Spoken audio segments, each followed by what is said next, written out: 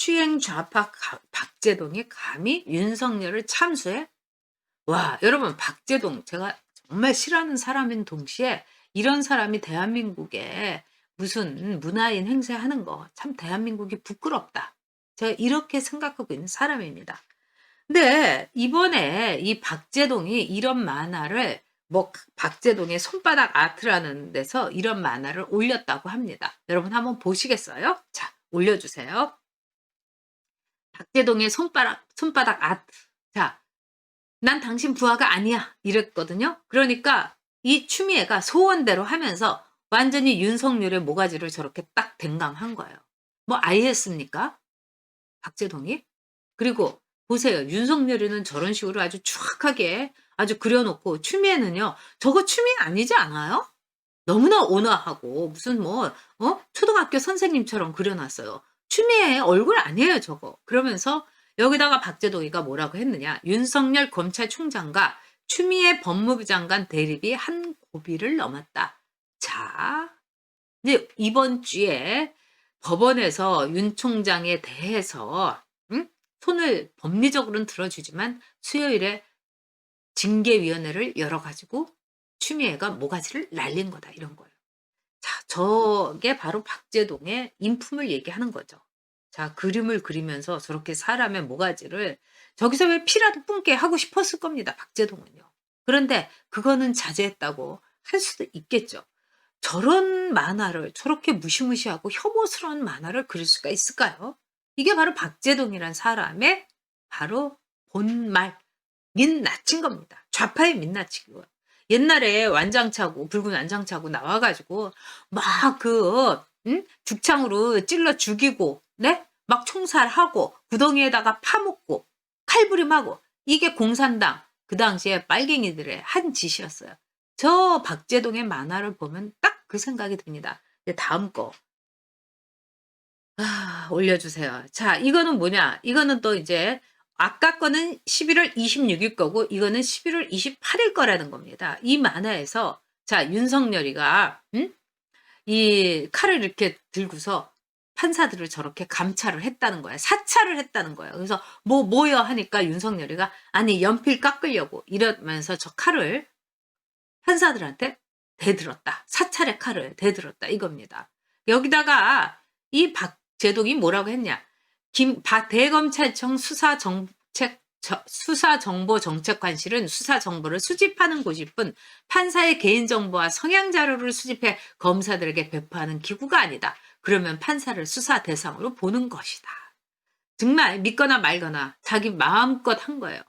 자, 이걸 보면요. 이제 내려주시겠습니까? 한마디로 성추행 좌파 박재동이는 김재동이는 정말 저리 가라 할 정도로 악랄한 좌파다. 이렇게 생각이 듭니다.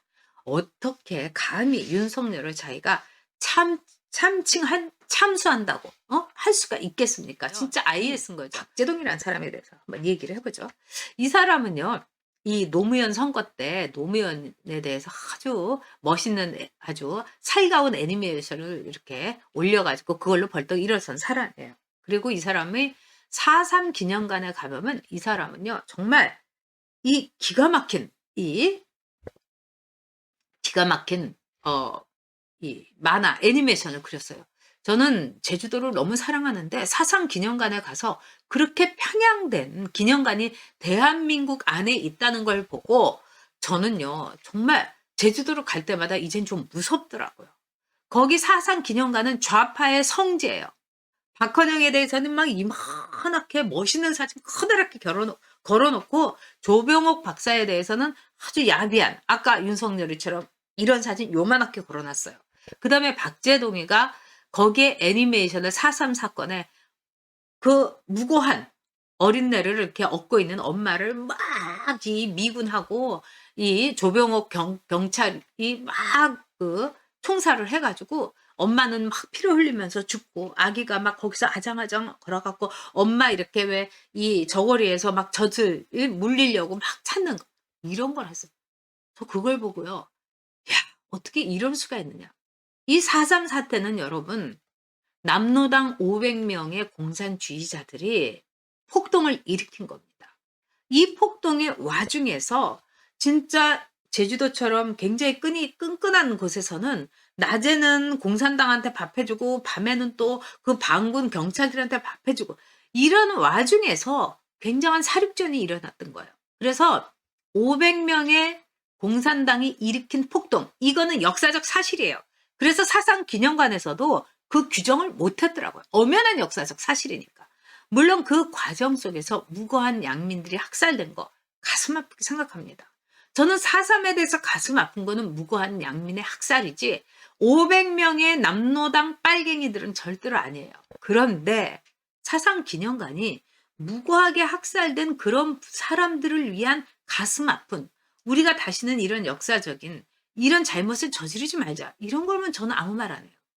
박헌영에 대한 숭앙, 그리고 대한민국에 대한 반대한민국, 그 다음에 종북에 대한 딴딴딴.